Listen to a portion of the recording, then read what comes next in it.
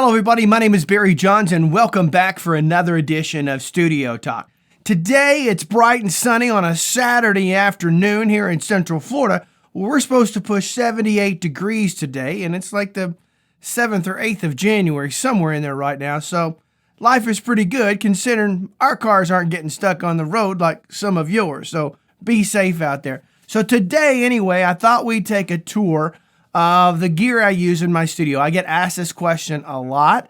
So I thought, hey, well, why not do that today? Today's a great day just to jump in and do that. And so that's what we're going to do today. So let's head back over there to the desk and let's start taking a look at some of this stuff to see what I use on a daily basis here in Studio Talk Studio. All right, let's get to it. So now we've moved over to this rack right here. What you're going to see on the top. Now there's an interesting story behind these two.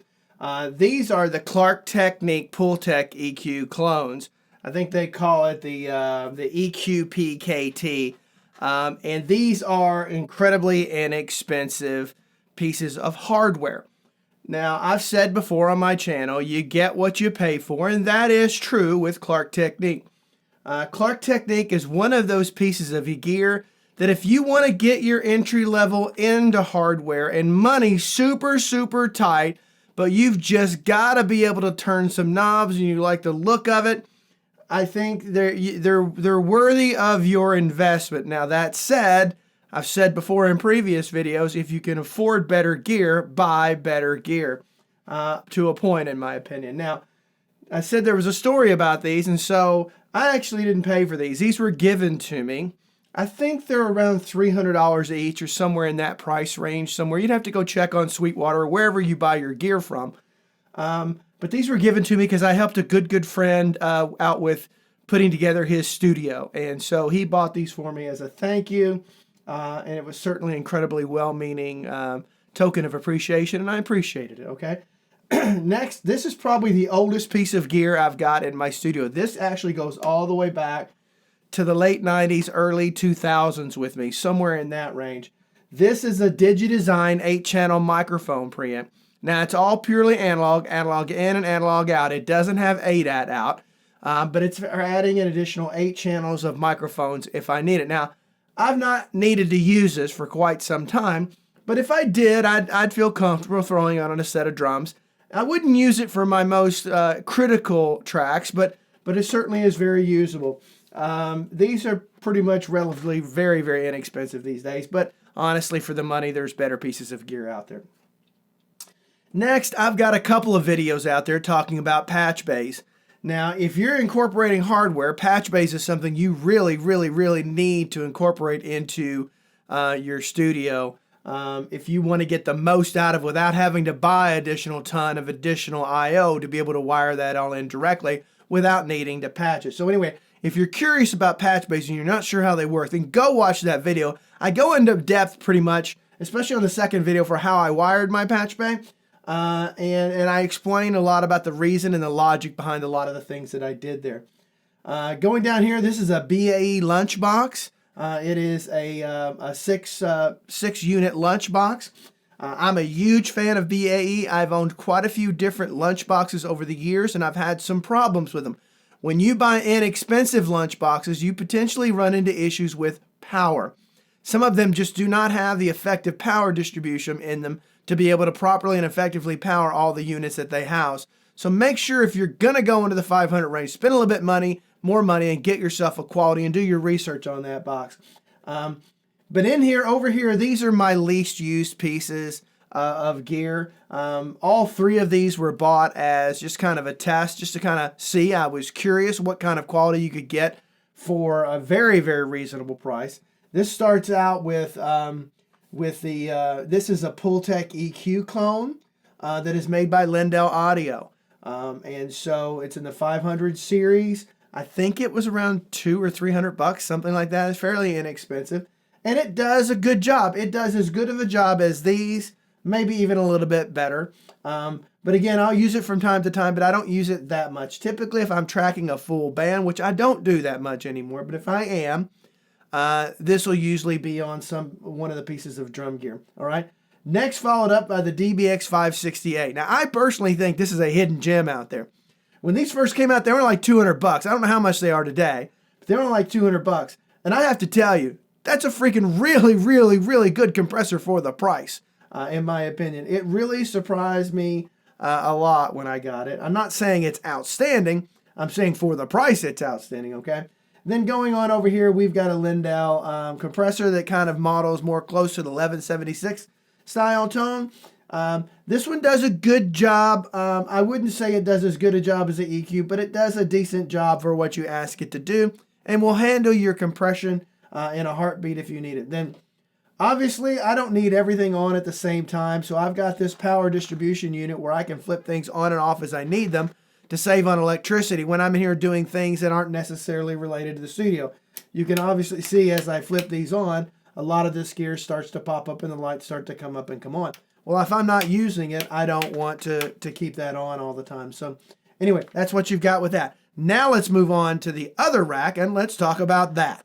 Okay, so now we're back over to this rack right here. I have to tell you, I'm having to move the camera each time I do it. It's a lot of work for you people. I hope you appreciate it. All right, hey, before I get started, hey, let me tell you, if you don't have a kit similar to this one, okay, and that is the ability to be able to have any type of screw head that you need on that bad boy, you should have one of those, a set of these in your studio. So go to Amazon.com right now and buy yourself a pair. All right, up here, we start with the top. As you can see, this is branded by Avid/DigiDesign's Typical Modeling. This is a DigiDesign Xmon.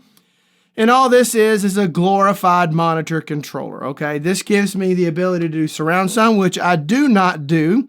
But it also, I use this along with, paired with a D-Command, a 24-channel D-Command controller. And that way I can control all my audio through that control surface. So that's what the Xmon does for me. Next is followed up. You've heard me talk about this in my videos. This is the Avid Carbon right here. This is a high-end professional recording interface, whatever that means. I think I'll do a video and talk about what that means at some point, probably right after this one. But this is a combination of HDX as well as native, so you can use Pro Tools native with this, and then also we use DSP plugins via the HDX card, the scaled-down HDX card that's built into it. Now I have my thoughts out there on whether we need DSP today with the power of these new computers. Go out and watch that and get my opinion on that. But if I ever were to need it, which I don't think I will, it's there for me to be able to use whenever I want to. This has 8 individual, really, really great microphone preamps on the back of it, as well as 8 analog inputs for incorporating my hardware. So I've got all my hardware, the 8 inputs and outputs wired into my patch bay over here that we already talked about. But then this one ultimately is the main core piece of my studio. And so it's a great unit. The conversion on it is the best I've ever owned, and I've owned a lot of high-end conversion in the past. And the conversion on this is the best I've ever heard, okay? Next, we're going down. Now, I've got this one out there in a video. Recently, I did a video comparing LA2As, both by Warm Audio, which we'll get to shortly, as well as this Clark Technique LA2A clone, comparing it to plugins. If you haven't watched that, go out there and watch that. But this is an LA2A clone. This is a very affordable, and I mean very affordable, LA2A clone. Now, does it sound exactly like an LA2A? No, it doesn't. It doesn't. You can tell that by watching the video, at least similar based LA2A type units. But it does a very good job for the price. Just like I mentioned over here with the Pultex, this one actually gets used more than the Pultex. I actually bought this one. I really was curious to see how well it worked. And so far, I've been relatively happy with it. Now, it is my second go-to LA2A if I happen to be using 2 of them in a mix. My first one will be my Warm Audio that I'll get to in a second. Now we're followed up in here with Heritage Audio's HA73 EQ. What this is this is a clone of a Neve microphone preamp along with a Neve 1073 equalizer. Now, what's really cool about this particular unit is I can use this as a hardware insert and as a typical line-in box, you know. So I can send my use this as a hardware insert and use the EQ within Pro Tools as a hardware insert. Okay, so this is really, really, really good. I love this is probably my second go-to microphone preamp. next to my Great River, which is also a Neve clone, which will come up here shortly, okay? This is my Kemper. Now, I am a guitar player. You'll see my guitars here in a second, but I am a Kemper user, and I'm a guitar player, and I absolutely freaking love the Kemper. I've got a couple videos out there explaining why I think if you play guitar, you should probably own one of these in your studio, or at least some other type of high-end guitar-oriented device, because the practicality of recording and buying all these expensive, different high-end guitar amplifiers, to me, is just simply not practical. To me, this gets you there 99% of the way for my playing, okay? Next, followed up, I haven't used this in a very long time because I've not needed to, but this is an 8-channel headphone preamp, which I can send ultimate different headphone mixes out to each individual input and control that volume from there. And then this is followed up by just a power distribution unit. One flip of the switch turns the majority of the gear that I know I'm going to use when I flip that switch all on. So that is this rack here. Next, let's go up to the power distribution that I've got right above this. I'm up close and personal now. Okay, so right there, that bad boy right there is my power distribution unit. I can't begin to tell you how important it is having a unit like this in your studio. Every single piece of gear, including my camera gear, everything is ultimately going through this. I really need to buy a second one so I'm not having to go into power strips and then go into the back of it. I think on the back of it, I've got 14 outlets on the back of it for 110, grounded 110. And so I've got everything plugged into this. Even like the power distributions from the other, they all go into this. And I've learned my lesson the hard way.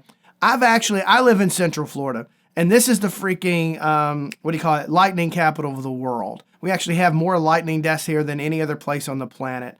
Mainly that's because we have such a lot of golfing here, and so that's very popular. And so you get a lot of people out there on the course doing that. So it gets really bad here, and the power goes out quite frequently. We get huge spikes.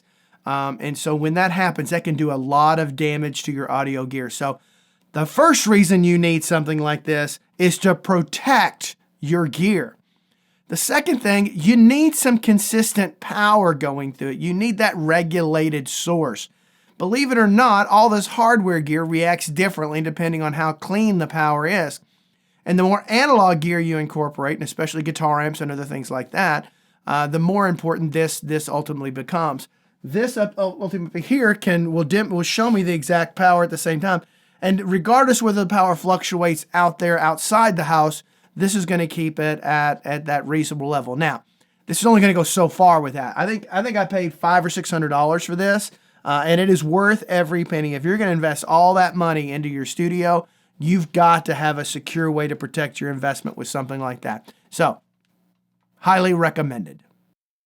Okay, as I've told you guys before, I'm a guitar player. That's my primary instrument. I can dabble around with keyboards a little bit, and I can sing a little bit, but guitar playing is my instrument of choice. So I own quite a lot of guitars, and I've been playing for, close to 40 years, and I've got guitars ranging anywhere in here from a used Telly that I bought for $450 up to around $5,000, depending on the guitar. So I've got another video out there that goes through each one of my guitars where I talk a little bit about them, give you some thoughts on today's guitar pricing. So you may want to go back and check that one out because if you're a guitar player and you're interested and you want to know if these super expensive guitars, are they worth it or not? And so I think I have a change of thought on it as the prices have continued to inflate. But go back and watch that video where we can talk about that. But these are my collection of guitars. All right, so here we've got my Paul Reed Smith 594. I didn't really care for the pickups in that, so I replaced them out with Sir Doug Aldridge pickups. Then we've got a Hamer Standard. This is a Korean version. Here is one of my favorite guitars. It's a Tom Anderson custom-made guitar out of California. It is a Strat-style guitar with some very unique features. Here is a Gibson Les Paul Standard. All of you guys should be very familiar with that guitar. I've had that guitar quite a long time now and absolutely love it. Next, we're going to follow that up with a Sir Modern Deluxe. Now, this was a special run. Only 50 of these were made worldwide, and I actually have the first one. Then we're going to go over here and we're going to follow up, of course, with the Angus Young and Dwayne Allman, everybody knows guitar, and that is the 61 reissue of the Gibson SG. Down below that, we're going to follow that up with the Taylor 594. This is one of my favorite acoustic guitars I've owned. Of course, it's no shortage of a lot of bling on that. I've got a video out there telling the story of how I acquired that. You should go check that one out. Next, we're going to go over to a TV Yellow Gibson Les Paul Jr. And next, we're going to follow that up with a 54 reissue of a Fender Telecaster. Now, this is the Tex-Mex version, and that's a great guitar. And then over to the left of that, as my video is paused, is a Carvin bass that I've owned for probably about 20 years. Okay, so here we're going to start with my Warm Audio Pultec EQ clone, which I like a lot, followed up by Warm Audio's WA76, which is an 1176 clone. I've got a video out there comparing it to other units as well as plugins. Then below that, we go down to the Warm Audio WA2A, which is an LA2A clone. I also have a video out there demonstrating it against other units as well as plugins. Next, we go into the Clark Technique 1176, then followed up by Warm Audio's WA73, which is a Neve mic preamp and EQ combination clone similar to the Heritage Audio, followed up by my power strip to be able to turn all of those units on and off. Up here, I'm showing my light that's above the console coming down to the pole that it's on. There I have a triad orbit unit that I can put my cell phone or iPad in and record what's below it. Here we've got my Atom Audio A77Xs. These are my first set of professional studio monitors that I've ever owned, and I absolutely love them. Above that, you'll see a Sony boom box that I also use to test my mixes on. Obviously, I bring that picture down. We just saw a brief look at the shotgun microphone that I use when I'm sitting at the desk. And here you also see some little trinkets my kids bought me along with a security camera, my Canon EOS R, followed up by the other A77X. And here is a nice little thing my daughter got me a couple of years ago. All right, so here you're going to see my BAE rack with the mounting rack ears removed. It's mounted in a custom-made rack that I had made by a local company here that I do business with at my normal job. And that's mounted in that Argosy desk there, which I just routed out the opening for that and installed that directly in the desk. Then you've got my Great River MP500 NV, which is a fantastic, absolutely fantastic Neve clone. It's my favorite by far that I've used. Then followed up with that is the WA12, which is a API 512 clone made by Warm Audio. And then we're going to go into Lindell's Audio EP6, or EV6. You don't see very many reviews out there on it. And that's actually a very good microphone preamp with some basic fundamental EQs inside of it, or where you can adjust EQ with it as well. And then we go into my Rupert Neve mic preamp, which I also love. It's probably my third favorite Neve style mic preamp. First being the Great River, followed up by the Heritage Audio, and then followed up by this. And then lastly, I have a review out there on the Audioscape LA3A clone, which is absolutely freaking insanely good. Recommended buy for everyone out there. Hey everybody, I want to thank you so much for watching this video today. Hopefully you've enjoyed it. Hopefully it gives you some insight of the gear I use. I've used a ton of gear over the decades, and some I've sold, some I've hung on to. And so, you know, I keep weighing the balance between spending the money on super high-end hardware gear versus finding stuff of a great value. I'm a firm believer, and it's a better investment to go in the value side of things, depending on what your ultimate overall objective is, okay? So, what you didn't see in this video is I also have a remote rig that I use, which has an RME interface in it. It has another 8-channel microphone preamp in it, which is ISA 828, as well as a distressor. So I use that for remote recording that I do somewhat frequently. It just happens to be at another location today. Otherwise, I would have it all wired in and connected here in the studio. So those are some other gear that I use and enjoy. And at some point when I get that back, maybe I'll do a video so you can see that gear. And I can explain to you why I chose that for the remote recording gigs that I do, to give me the flexibility that I need when I do it. I don't do it a lot, but when I do it, I like to have good quality gear with me when I go out and do that, okay? So I encourage you to go out and watch all of my other videos. You know, I've got about 90 videos so far. Been at this about 6 months. And I hope you like the channel. I hope you like this. It's a little bit long, but you got to expect that somewhat for a walkthrough. And so if you like it, please do me a favor, hit that like and that subscribe and that notification bell. That's really important to help me grow this channel. You know, I know you're used to seeing that on every video, but I'll be honest with you guys, it really makes a difference. If you could just take your time to do that, it really helps me out. And if you like the content, ultimately it's helping you out. You can always undo it at any time if I start to let you down, which I hope I never do. So until next time, I hope every one of you have just a great, great, great studio day. See you later.